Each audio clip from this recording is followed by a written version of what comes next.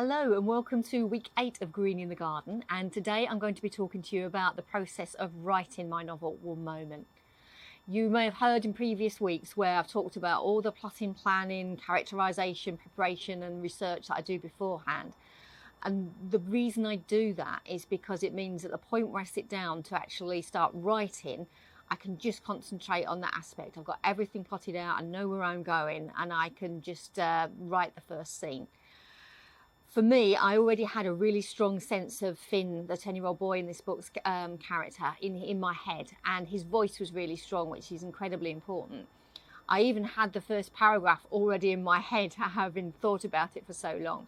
When I started writing that and the opening of the book, I actually found that I wrote 1,500 words before I stopped at any point.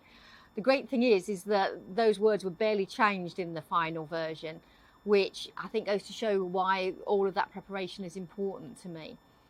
I tend to find that the initial chapters of a book are harder and take longer, and that it's simply as you go through the book, you get to know the characters better, the plot strands are coming together, and it gets a lot easier, and that's usually the process, the way I find it with it. I also had an unusual structure with this. Normally I will write from the first chapter to the last without missing anything out.